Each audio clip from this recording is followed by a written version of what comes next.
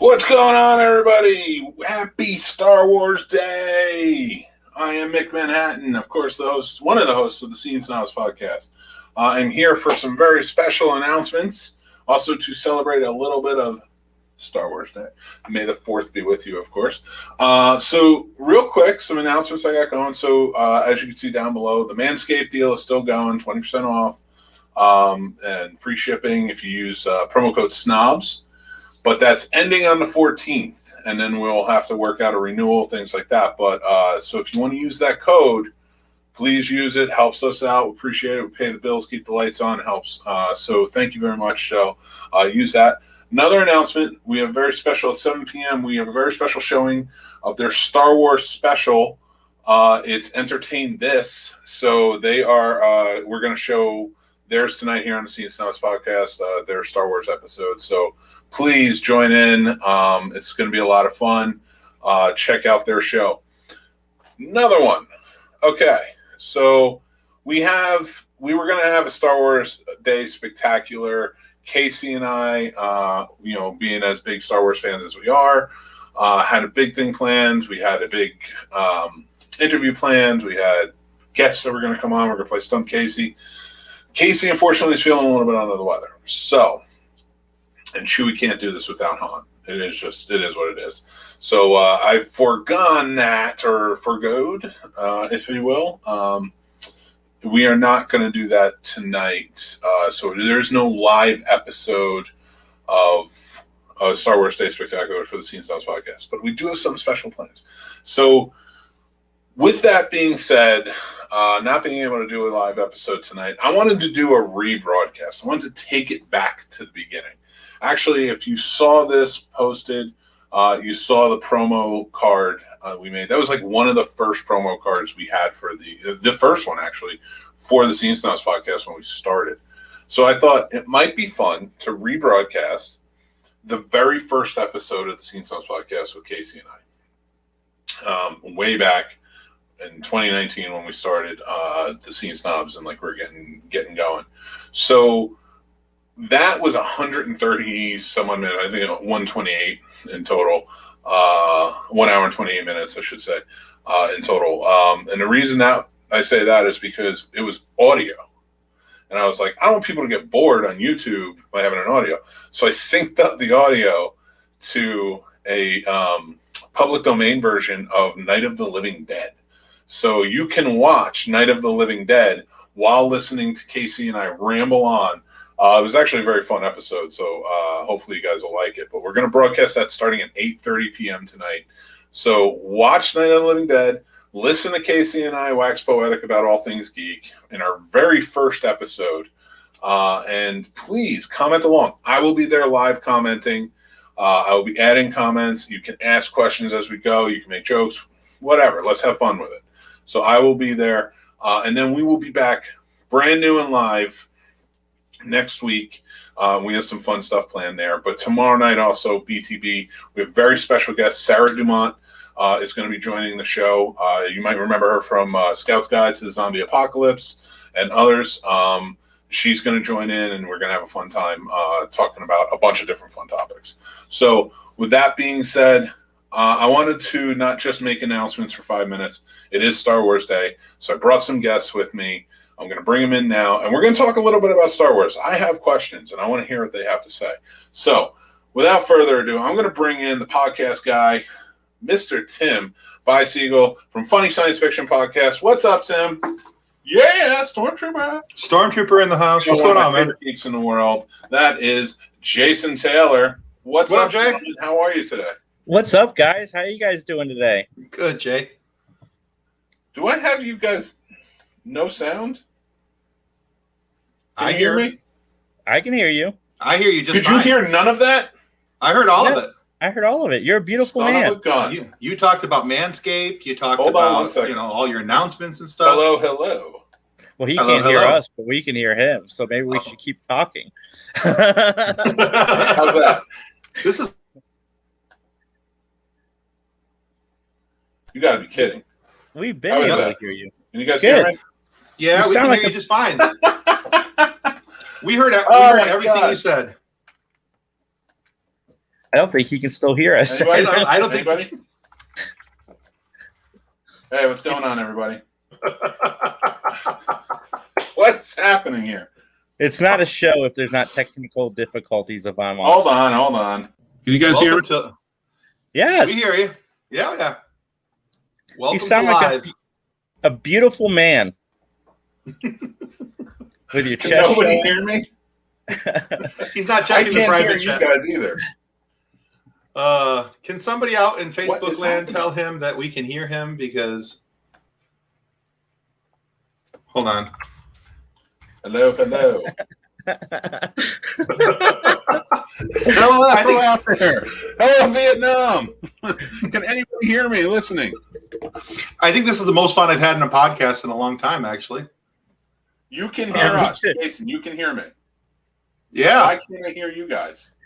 Is your volume turned down? What is going on?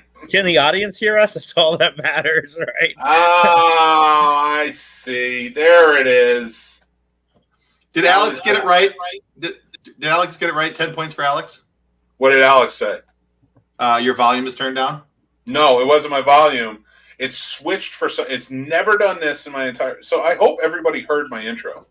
Oh yeah, we heard you just fine. You talked about being manscaped and only until the 14th, and how you were, Night of the Living Dead. Night of the Living Dead, and it was going to be rebroadcast and all that stuff. Okay, we good. waited. We heard every living word you said. So the mic was working. So I just plugged in the mic real fast, and I guess it switched it to a default of speakers. Oh, that's funny. And I'm like, why can't I hear anybody? I'm like, what's going on here? All right. So anyway, we're here. Of course, Tim and Jason are joining me. I want to talk a little bit about Star Wars because why not? Wait, what? What'd you say, Mick? Just kidding. I'm just kidding.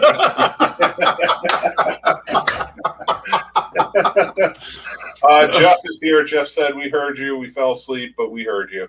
Well, thank you. I appreciate that, Jeff. Ever the comedian. So, I have a question for you guys. I've been a part of a bunch of Star Wars podcasts lately. And the same question has been asked, and it's a very valid question. Okay. The question being, what does Star Wars mean to you? I don't want to ask that question because everybody else has, and I felt like I've answered it about a billion times. I want to ask, I can't hear Jason now. I hate you if you're screwing with me. I think he's talking to somebody in the background. You're good. Oh, all right. So I'm going to say this. I'm leaving that in, too. I'm leaving because I know it records my voice. So I'm leaving that whole thing ready to go. So I'm going to ask this. Why is everybody in love with Star Wars? Well, anybody who matters. I'm kidding. But, I want to know the real question of why do people love this franchise so much? There's so many franchises. I just got a gift. Did you get it? I just got a gift. My mom dropped this off for me. She loves me on Star Wars Day. So it's a Darth Vader LED desk lamp lightsaber.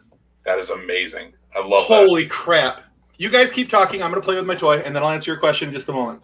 that. All right. I think Well, it's I'm going to because- go to you, Jason, real quick. I think it's because nobody's seen Star Trek yet. No, I'm just kidding. I think it's because it has I will something. fight you. I think it's because it has something that appeals to everyone. You've got a princess, you've got a kid from pretty much nowhere who excels and becomes great. You've got cool little puppets and Muppets, and you got this grandiose story. The droids, there's something for everybody in the Star Wars franchise, and I think that's why it resonates so well.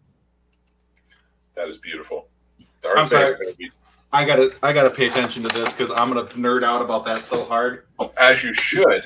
Okay. Actually, did Anyway. anybody see that they put out the retractable lightsaber? It's coming in 2022. No, but I will need to. It's So there's just like a little ad they put out. It's a retractable lightsaber. Oh, that's I cool. guess you can get it from what do you call it? Disneyland or whatever, Disney World, wherever they have the Star Wars land. So I'm going to see if I can pull that up and show Yes, it. please. Yeah, here we go. Okay. Hold on. I'll share screen in just a second. Lee. So, in the meantime, I can answer the question for you if you like. Yes, please do. So, and I've joked about this several times, but Star Wars is like my marriage. It's been there for me in my good times and my bad times, in sickness and health. It's been when things were low, I watched Star Wars. When things were high, I watched Star Wars. And like Jason was saying, it has something for everybody. So when you're watching Star Wars, it's not just, oh, sweet baby Jesus. You had me at hello. Oh, that is so cool. But yeah, I mean, Star Wars has something for everybody. Everybody is covered. There's representation for everyone, and I love the fact that yes, it's not true sci-fi. It is space fantasy. I'm completely willing to admit that. A lot of Star Wars fans want to fight the fact and it's sci-fi. No, it's not. It's not true sci-fi. The simple fact is there's not an Earth in this universe, therefore it's not sci-fi. That's where I draw the line as to what differentiates it. But you can, for me anyway, I can watch Star Wars. That's my beautiful wife. Isn't she gorgeous? Hey, she, I still flirt with her. Bam. Anyway, but sorry, I'm a little distracted here because the cool toy sitting next to me. But the simple fact is that Star Wars is awesome because of its simplicity of its story. It's good versus evil. It's got the family stories, the family aspect, and why family lines matter, and why friendships matter, and right versus wrong, honesty versus dishonesty. There's a lot of simple stories and tropes in Star Wars that you can apply to anyone at any time, and so for me, that's why Star Wars is so important. Yeah, that's a great answer for that too. Big one being it does have something for everybody. Of course, I know for me, like again, not to like I said, I've answered the question about why personally, but like I know for me, the attraction growing up is always like it's action packed. It's got real fun characters at the base of it. Like all of these characters are not just important to the story; they're fun. That you like Luke Skywalker, you like Princess Leia, you like Han Solo, Chewie. Name one character in that movie you don't like, even if like you hate them, you like them. Like you hate that they're evil or whatever. But Darth Vader was a scary dude back in the day, man. I'll be honest with you. It took me the longest time to warm up to Jar Jar Binks. I hated Jar Jar. When Phantom Menace came out, I was so angry when I left the movie theater because of Jar Jar. I was like, why? And I get that Star Wars is written for and aimed more towards children. And I get that. That's part of it. George Lucas has been very open and honest about that for decades. So, that's not going to change anytime soon. I get that. I realize that. But it took me a long time to be able to warm up to him. And honestly, the part that made me actually start liking Jar Jar was the possibility, the reality that he was a Sith in hiding. And just after the end of Phantom Menace, the blowback about Jar Jar made George Lucas change direction. Yeah. And and there's enough smoke there for me to think that there's a fire in that direction. And if that's true, then I have a lot more like for Jar Jar. If it's not true, I'm going to keep thinking it, and I'm gonna go with it anyway. So I do like that. I want to introduce Max to the show. Another one of the Three Geeks. Of course, if you do watch Three Geeks, shut up and stop arguing with them. There may be 20 people on that screen. Three main geeks. Cut them some slack and stop fighting. We only had three last week. It started with three, and we remember our humble beginnings is all. Exactly. And Three Geeks rolls off the tongue, not 33 geeks. So right? It sounds good. It's nice. There's at least 17. That's my argument. There may not be three, but there's at least 17 on that screen. It has to be because they do so many interviews a week. Like every time I talk to Jason, he's like, I have an interview. And it's like, really? You just finished like 15 of them. Yeah. They have to have more than Three Geeks. They get the question I threw out there right now, and I have another question for everybody afterwards. Why does everybody love Star Wars so much? Why is it so rad? I think Star Wars is a half decent story wrapped up in a bunch of really good iconography.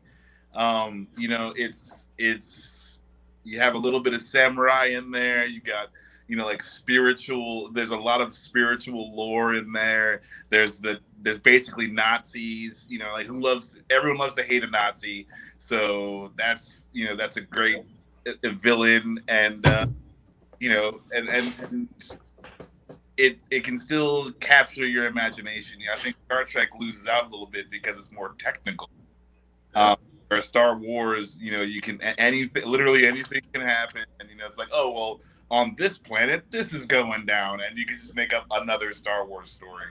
So I think it's vague enough, and also, you know, like again, like laser swords, end of story. Like, right? Blasters are amazing.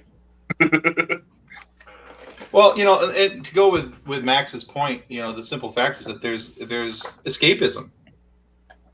There's not to me a lot of things that are in the sci-fi world that provide the same level of escapism, where you can dive into the story and be completely immersed as to what's going on. For me, that's what Star Wars does for me. It allows me to have that bit of escapism. So for the 25 minutes I'm watching Clone Wars, and even the animated series, which are awesome, and I started rewatching that because Bad Batch. Do not spoil it. Oh wait, no, no. I won't give any spoilers. I don't do that to people. That's not cool. I saw Max going like this. I forgot he said he hasn't seen it yet. Okay. Oh no, I was just saying that Clone Wars is arguably good. Is all I'm saying. Can we mute him? I've been trying for so long. No, so you know, there's escapism. There with just enough doses of reality where people can tie into it and feel like they're having their level of fun, but still being able to have, you know, some semblance of reality as to what's going on because of the interpersonal relationships and the way that people act and react towards one another, and the you know, going back to the good versus evil. I'll never forgive you, Tim. For what, Kathleen? Hating Jar Jar so much. Oh well, she'll get over it. Jar Jar's. She'll get over it. I've come around. I'll tell you. You know, for me, it's always been like such the thing. I think everybody, you know, I've ever known that connects. Star Wars connects people. Star Trek does too. I'm not going to take that away from Star Trek. Star Trek's universe does. I've never actually met anybody who only likes Star Trek, except for Tim, only likes Star Trek and doesn't like Star Wars, or vice versa. Usually everybody kind of likes both. One more so than the other. But, you know, for the most part, it's like, you know, they tend to like both for different reasons, of course. But Star Wars always seem to pull people together. I almost equate it to like Ghostbusters or Ninja Turtles when you're a kid. Like, they're characters that everybody can, like, there's such an amalgam of characters, like nobody's going to argue, like everybody will take one and just play, you know? You don't see a lot of, I don't think you see a lot of movies, like even Star Trek, like you're not outside being like, all right, let's go play Star Trek. Like, let's explore this planet. With Star Wars, you're like, get the wiffle ball bat and let's fight. Right? Where's the tube from the wrapping paper? Let's do this. You know? We're going to bring on another special guest. He's going to talk a little bit about tonight's show as well.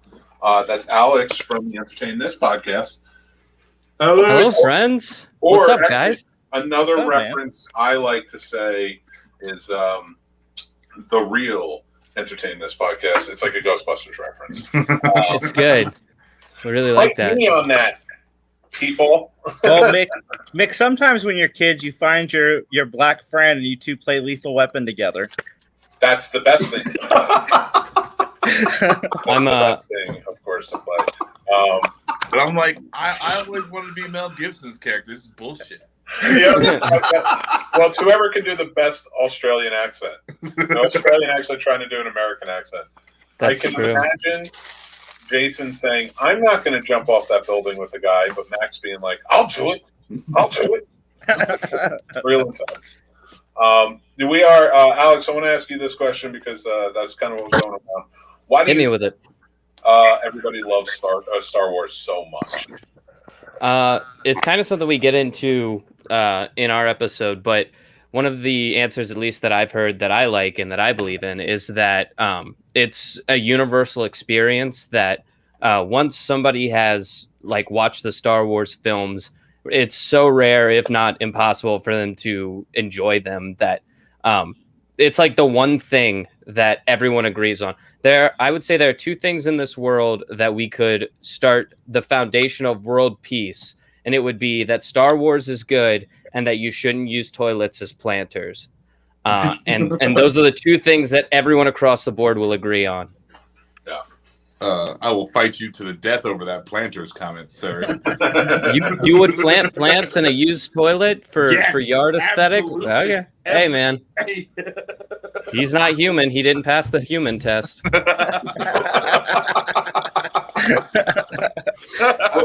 One question I have not heard asked that much on the recent shows I've been, and you may have done it on Entertain This. I'm going to check out the whole episode tonight. I was fortunate enough to be on it, and I appreciate that. It was fun. Yeah, no, absolutely. But I want to ask, going around the clock, we'll start with Jason. Who's everybody's favorite character? You got to pick one, and it's going to be your absolute favorite. Well, actually, I'll start with me because I guess I'm first. I'm going to say it right here. Obi-Wan. Obi-Wan is my favorite character. Old and young, the whole gamut, everything, every version of Obi-Wan is my absolute favorite. Jason, stop shaking your head and go. Oh, sorry. You got Yoda. Yoda would probably be my favorite character. It was the one Star Wars toy that I played with the most when I was a kid. It's because he fit on the penguin's back so well. And I think Yoda's great. Yoda's great in the prequels. He's great in the original. I'm not a huge fan of the prequels, but, there's some things that you grasp onto, like Obi-Wan and Yoda. I really like Yoda. Yoda's probably my favorite character in the series, with a close second being Rey, but that's for another podcast. Really? Fair? Okay. Hey, no, the three geeks to find out why. Listen, no, probably not. I don't want to be yelled at for 45 minutes. You're going to get yelled at anyway. You're going to get yelled at anyway. Yeah, but do it for 2 hours rather than 45. No, I will say this. That's a terrible answer, and you should be expelled from this universe. No, I'm just kidding. I have nothing against that, but I see Max does, and I can't wait to get to them. Oh no, I don't know. I don't know what Rey brings to the table. I honestly, I just don't see that. Yeah. Anyway, carry on. I can tell you what Rey brings to the table. Huh? I can tell you exactly what Rey brought to the table. What? The only black guy in the new trilogies. Okay. She brought him into the universe. Yeah. Okay. Also, the most wasted Star Wars character ever. Poor Finn. No, that was sarcasm, Max. It was sarcasm. That's why I said the only black guy. Lando Calrissian still exists. Listen, Lando Calrissian isn't a black guy. Lando Calrissian is a god. He just happens to be a black god. I'm just saying. I love when you're on the show. All right, boys, I have to get back to work. It's nice seeing all of you and your beautiful faces. See you, Jay. Later, man. Yeah. All right, Jason. Who's your favorite character? I think I know. Mine? Yep. Han Solo, hands down. And it goes outside of Star Wars even. I'm a huge Harrison Ford fan, which is why my son's middle name is Harrison. Yeah, that's a thing. But yeah, I'm a very sarcastic person. I love Han Solo's sarcasm. I love the delivery of it. I find a lot of similarities between his personality style and my personality style. He very rarely has a plan. He just goes for it. and sees how things turn out. And to my betterment or detriment, that has been my lifestyle. Like, all right, head down, let's go. But yeah, that's mine. Says the guy who always plans out his podcast and tells us exactly how it works, and I'm like, you have plans? I think you just talk. I still don't know what I'm saying half the time. Well, I married a planner who plans every aspect of your life. You kind of, and after 23 years of marriage, you start going, yeah, I can see some value in that. All right, we'll try it. Hey, listen, I'm not saying there's no value. I'm just not good at it. That's why Casey do the planning. Was she aware of the where the name Harrison came from, or is she going to watch this podcast and be upset at you? No, we've had this discussion many times. She's actually a huge Indiana Jones fan, so okay, all right, it was not a hard sell. The best answer, you got to change that answer and not say she's a big Indiana Jones fan. You have to say something like she's a big fan of Frantic. Yeah, and then just like make it really out there, like, or she really liked 6 Days, 7 Nights. Clear and Present Danger was her favorite. She was a huge fan of Sabrina. Air Force One is the greatest film to ever grace my eyes. I will watch Air Force One 3 times before I watch 6 Days, 7 Nights ever again. That is fair. 100%. Yeah, that's true. That movie is, to use an expression from Mick on his interview on our show last week, it's a slow burn of stupid. That is very true. And you're still proves that you're a Harrison Ford fan, even more so because you've watched it at least once. I have, unfortunately. Alex, who you got? Who's your favorite character? Okay, this is going to be controversial, but it's from the newest trilogy. I would say my favorite character is Poe Dameron. Poe Dameron? And Poe Dameron. I've only heard it as Damien, but yeah, Poe Dameron. I was like, who's he? You're talking to 3 old guys who are just like, what? He's not in the Holy Trilogy? Right. Okay. But why? The reason being is because, and I feel like as people who talk about entertainment a lot, you can agree that writing in the 80s was a little stale, I would say. A lot of the lines are like... So that's enough of Alex. That was fun. No, but I mean, come on. Like, some of the line delivery wasn't the best. You can agree, but more so, what I would say is that writing nowadays it goes a lot more into the human experience of a lot of things, and a lot more characters feel fleshed out past what we get to see on screen. And that's like a point that the writers make now. But Except that being said. Yeah, that's true. But I can go into a completely different argument with that about how he was set up to be a much bigger player than he was, and that he got screwed over by the change of staff that happened in that trilogy. That whole trilogy is a giant mess to me. They didn't change of staff. Like, yeah, there's a change of staff. There's a problem, but that was Kathleen Kennedy screwed that up. He got screwed hard. He could have been the best, because John Boyega in Attack the Block is probably one of the best movie characters to exist. And you could tell how great of an actor he is just from that one movie. When he was signed on to put in the Star Wars, I was like, this is going to be amazing. I cannot wait. And then what did they do with him? Nothing. Yeah, I was very sad about how they did Finn, but I don't know. I don't feel like Poe was. I mean, okay. I always got the here's the new Han Solo sort of vibe from Poe, which I didn't enjoy. And I mean, you got that from. You could pick out who they were supposed to be playing, even down to BB-8's. Oh, this is the new R2. Fine. Oh, for sure. But for sure. But what I would argue is, Poe is Han Solo if Han Solo did not have the cockiness or confidence of Han Solo. If he were just a kid on the street still trying to prove himself. Had a past that he was running from that was actually chasing him, and was unable to function because of it. And at the same time is fighting in this great war that is a legacy that his parents left behind, telling him stories of all the shit that they did to help fight the dark side and so on and so forth. But Poe was trying to live up to that and messing up along the way. And we got to see all of that. I'd almost argue that Poe was exactly like Han Solo if Han Solo wanted to join the rebellion. Mm, Yeah. that's a good one. My problem with the Poe Dameron characters, I thought he was great in the first movie. The second movie, he started out when he was just the one X-wing against that mega Star Destroyer they had or whatever. And then, that was like, okay, that's Poe Dameron, great introduction. And then they turned him into a whiny baby the rest of the time. Sure. And then the third one, they were like, okay, we're going to touch back down on him being like this fun character again, but not dial up the sarcasm and the fun of him. So, like, he was so inconsistent. So you guys don't think that there was any like J.J. Abrams, Ryan Johnson involvement in that kind of stuff? Oh, Because no, that's definitely the problem. Huge. That's the whole problem with that entire series. But from what like the breakdown of the characters are and what they were supposed to be, I would say that we missed out on a lot from both of those characters, from Finn and Poe. But I'll always blame producers.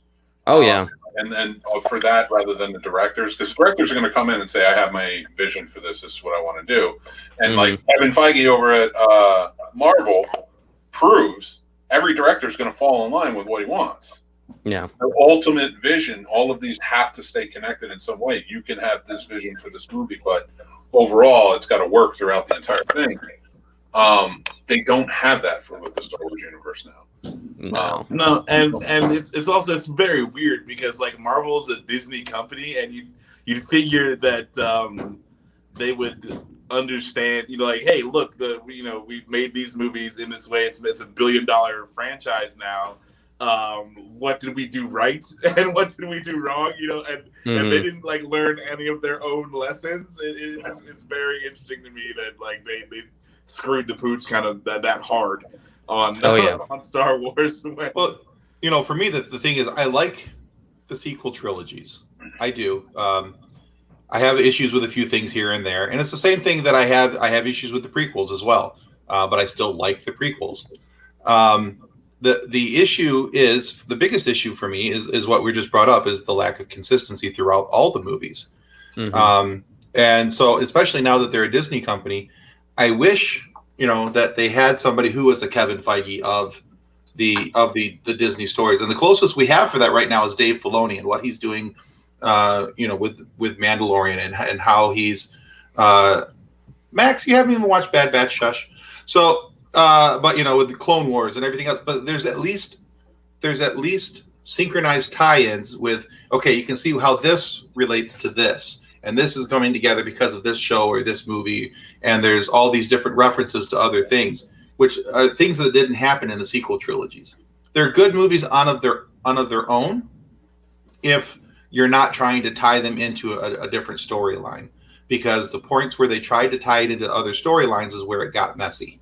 Because J.J. Abrams, as one of my guests on Funny Science Fiction said, J.J. Abrams, his name is Frank Duran, by the way. Frank is awesome. Frank said J.J. Abrams is forever the question man. He's going to put the questions out there, but he's not going to answer them. And if you have if you doubt that, go watch the show Lost, and you'll know exactly what we're talking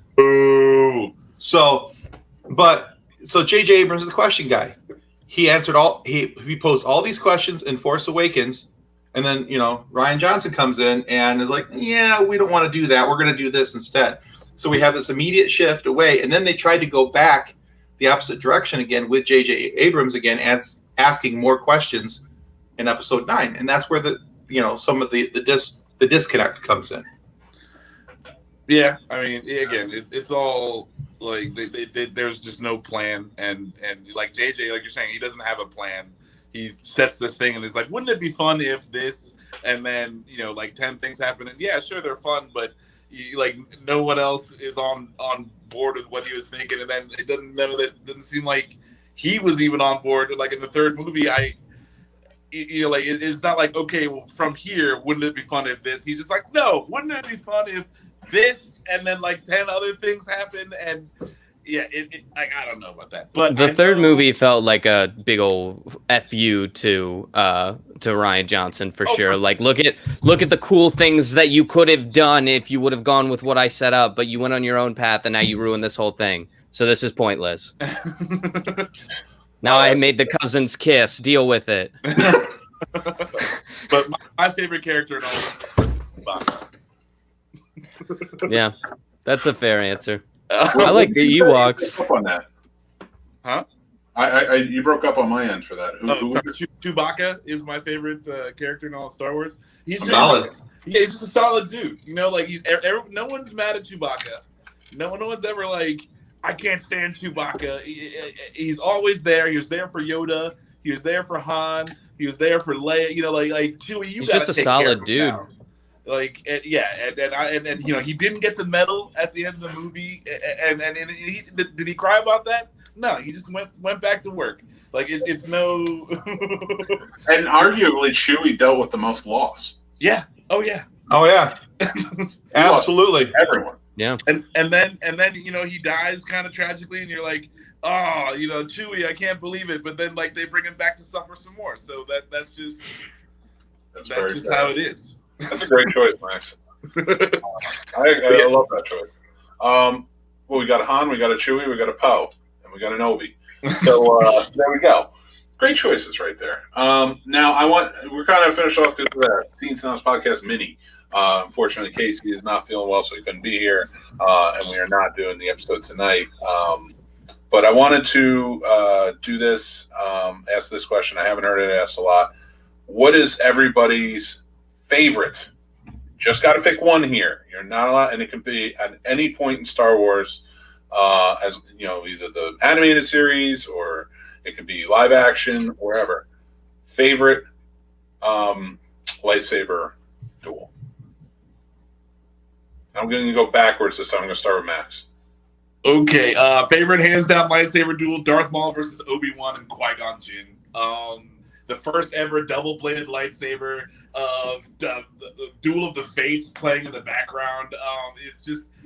It's like the most kinetic lightsaber fight, I'd say. I would argue the beginning of the Obi-Wan Anakin fight is as fluid and like just like swords just waving around. But no, I just feel like it's the most fun. You have an actual stuntman, you know, Ray Park, Darth Maul in there doing the lightsaber fight, so they get to do a lot more. I feel like you can see Ewan McGregor and Ray Park, like the more Ewan McGregor felt comfortable with the lightsaber, the more Ray Park let him push himself, and it became a contest between them. You can see that in the lightsaber battle. So that one to me is my favorite. It's just the super sick fight. I'll just real quick say that's mine too. So. And for all those reasons, so I don't need to elaborate anymore. But Alex, how about you, man? What's your favorite lightsaber battle? Yeah, so I'm going to take the writer's stance because that's kind of the point of view I always go for. So, like, the meaning behind the fight is why it's my favorite, but it's probably going to be the Obi-Wan versus Anakin fight on Mustafar, where they're, like, dueling it out, and there are the lines being exchanged, and you're, like, watching your heart break as you realize that, like, these are two brothers who are, like, killing each other and having to deal with that, and it's kind of like you watch in front of you the transformation of Anakin. I just really love that. My lightsaber fight has the high ground, though. That's fair. From a visual standpoint, he is correct. From a writer's standpoint, I feel like I just like mine better the way that it was written. It is funny that one didn't have the high ground and still won, and one did have the ground and won. So yeah, I will. Tim, how about you, man? What's your favorite? All right, so I can see a lot of validity for Max's argument, and that used to be my favorite. But over the years, I have transitioned to the fight between Anakin and Obi for a lot of the same reasons that Alex just pointed out. The implications of that fight and what you see happening and what's developing there, it sums up everything, and it's the perfect send-off in my mind from the original trilogy to the from the prequel trilogy to the original trilogy. That was, of course, until I saw Rogue One. That was the perfect send-off to the original trilogy. But that lightsaber fight is everything, not just because of the length of it, but because of everything that Alex just said. I'm trying to find ways to be better than Alex in talking about it, but I'm really kind of failing at the moment. But yeah, there's so much implied there. I will say there should be, in my opinion, there should be an honorable mention. And if anybody has seen Mandalorian season 2, if you haven't, cover your ears. 3, 2, 1. Ahsoka versus that. She was like the Emperor or whatever of that planet. That was pretty fun. That was a fun little one. Little one. You hate Mandalorian so much. What is wrong with you? No, I don't hate Mandalorian. What are you talking about? I have not even hated on Mandalorian. I also want to give honorable mention to any fight that Yoda's in when he's like young and like doing all the fucking flips and shit. Stuff was dope. So from Clone Wars, on the other end of that. From dope. Clone Wars, where the first time you see somebody force pull their lightsaber from their hip, and he pulls out that little trident pack of lightsaber and goes at it. I'm sorry, that was awesome. I can't do it for CG Force Monkey. I'm not a fan. But that was his fighting style. That's what made him such a powerful Jedi. I don't know what you're gonna do to make Yoda actually lightsaber fight, but like the whole before Yoda actually pulls out a lightsaber and fights with it, I thought that Yoda like never even had one, because he could just use the Force to do what he wanted. So like it kind of like made him lose a step for me. Like why would he even need it? Because he's such a strong, powerful Force manipulator that like getting down to lightsaber fights is really beneath him. I don't know.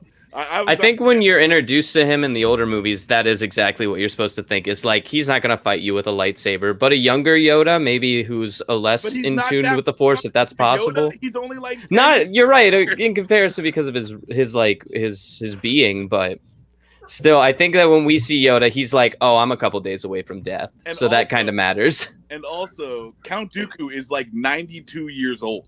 Like, why is it so hard for Yoda to fight Count Dooku? And he's Yoda. Like, I just feel like they powered Yoda down for that fight.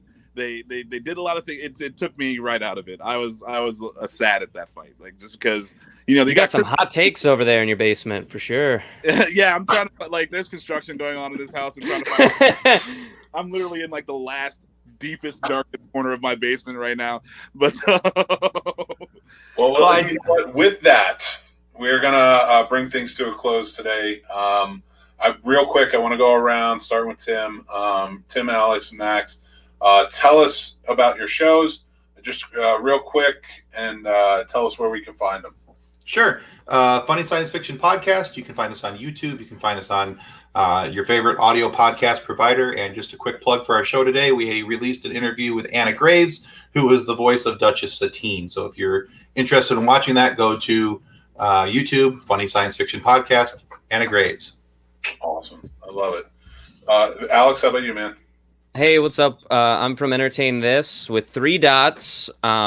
We're a show that encapsulates all things entertainment. We go into deep dives on things from way long ago and yesterday. We cover it all. But more importantly, I want to cover that tonight we're doing our Star Wars Spectacular. It's our second go at it. The first one felt a little lackluster, so they're showing it tonight a bit out of sequence as to where our usual slot is on the channel. But they're showing it tonight at 7. We got like 5 guests on doing 3 different segments talking about all things entertainment. So you should check it out tonight. If you miss it tonight, you can find it on YouTube. Just search Entertain This with 3 dots. Yeah. Don't forget the 3 dots. You don't want to go to entertain. Dot. Yeah. I mean, entertainment just keeps going. That's right. Forever. Max, how about you, brother? I'm Max from the 3 Geeks podcast. So you can find us at all of our podcasts and reviews, written reviews, and all kinds of stuff on our website, 3geeks.ninja. Obviously, we're on the Scene Snobs where we got slots all day and night on the Scene Snobs. And you can find one of us geeks popping up on everyone else's podcast all the freaking time. But yeah, check out our website, 3geeks.ninja, the most badass website on the internet because we're the only ones with ninjas in it. Will not argue that, and it is not BS. It is 3geeks.ninja. So type it in, and you will find the truth. Those guys are so awesome. They podcast from a basement, and you can't find them. Good luck on it.